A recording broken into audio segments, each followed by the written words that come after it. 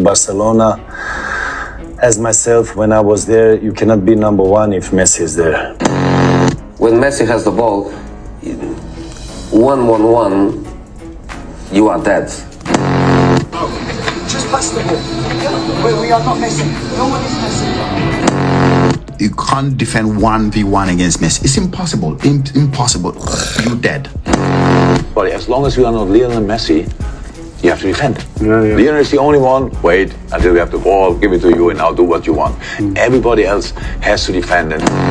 Messi gets a lot of kicks, but he goes up immediately and he challenges you again. You kick him, he challenges you even more.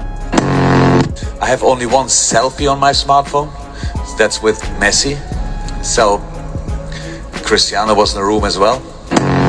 Messi the special one because he scored 2 goals against Manchester United. He scores 2 goals all the time.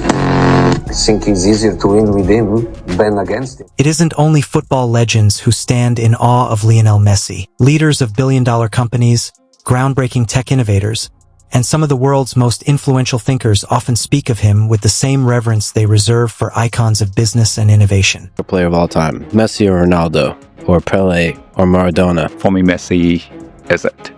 Yeah, when I see Lionel Messi, you just are in awe that humans are able to achieve that level of greatness and genius and artistry. When we talk, we'll talk about AI, maybe robotics and this kind of stuff. That level. Podcast, Sundar Pichai shared how watching Messi left him completely spellbound. Thierry Henry once revealed his favorite Lionel Messi goal, the unforgettable strike against Malaga. The way he described it was pure music to the ears of every true football fan. With deep admiration, Henry broke down the moment. A diagonal ball, Messi cushioning it on his chest, exploding into full speed, and leaving defenders chasing nothing but shadows. But Henry wasn't just analyzing a goal. He was reliving a masterpiece. His words captured the emotions every fan felt watching it. Awe, disbelief, and unshakable joy. Visually see it, unlike anything else. It's just the timing, the movement. This is genius. I had the chance to see him a couple of weeks ago. He played in San Jose, against the Quakes. So I went to see the game. Was a fan had good seats, knew where he would play in the second half, hopefully. And even at his age, just watching him when he gets the ball, that movement, you're right, that special quality. It's tough to describe, but you feel it when you see it, yeah. Who was the toughest player you played against? Messi. The greatest goal I've ever seen him score was against Malaga, at home. What he did that day defied logic. A diagonal ball brought down on his chest, controlled in a single motion, and from there, pure magic. Moments like that remind us of something deeper.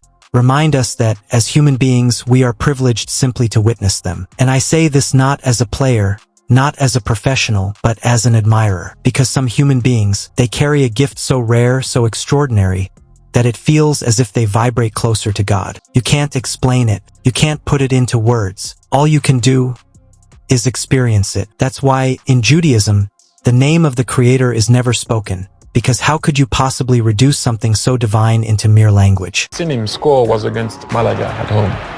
Because that defied logic what he did. Diagonal ball, controlling on it. On the Lex Friedman podcast, Argentina's president Javier Milei couldn't hide his admiration for Lionel Messi. Speaking with heartfelt passion, Milei described Messi as a living symbol of excellence, humility, and national pride. He praised not only Messi's extraordinary talent, but also his mindset, the quiet determination, the resilience, the refusal to ever give up. For Milei, Messi's greatness isn't found in loud declarations. It's in the way he lets his football speak for him. Things have the ability to vibrate so close to God that you can't describe it. You can only enjoy it. This is why in Judaism they don't use the name of God, of the Creator, because how could you put in words something like that? Even Joe Rogan couldn't hide his amazement at Messi's brilliance. On his podcast, Rogan, known for his raw takes and hard-to-impress attitude, spoke with unfiltered admiration. He described Messi as otherworldly, stunned by the way he glides past defenders with effortless ease. To Rogan, It was almost as if Messi was operating in another dimension. Watching him is like watching someone hack the game.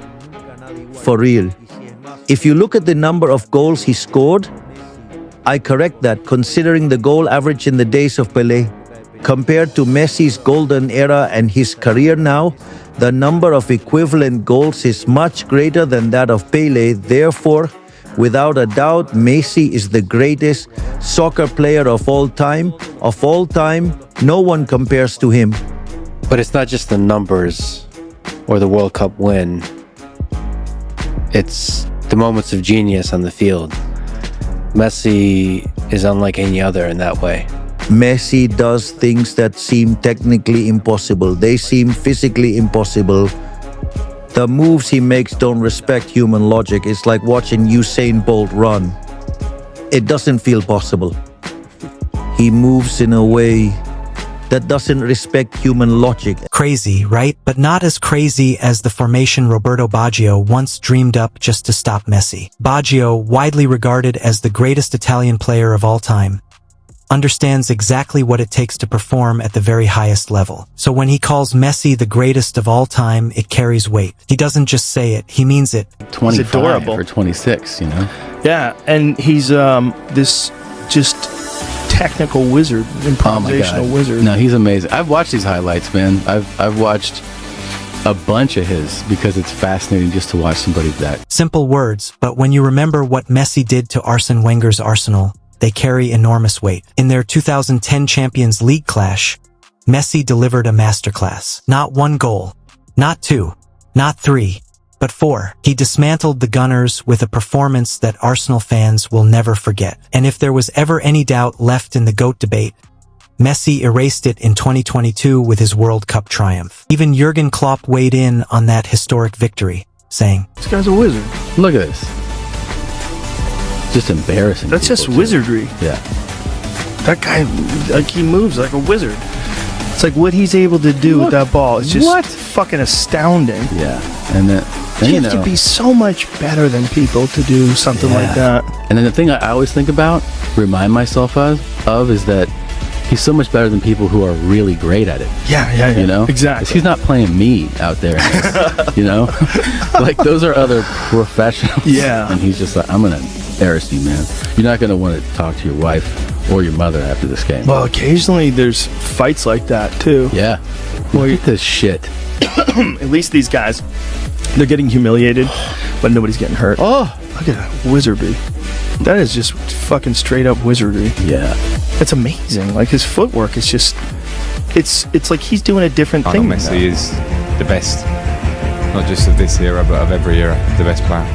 I love watching him play. I love his personality, his humility, and he's a great player.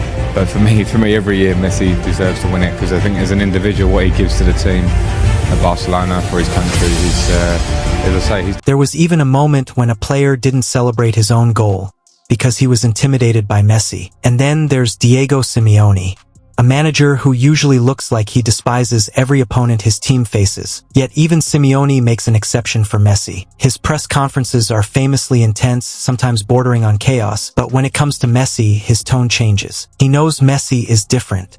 But perhaps nothing tops the wild confession from Harry Kane. When asked which player he would have loved to play alongside, Kane didn't hesitate. He admitted he would leave his own club just to share the field with Lionel Messi.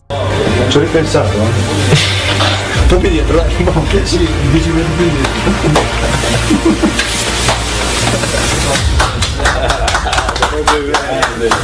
But here's something even more surprising.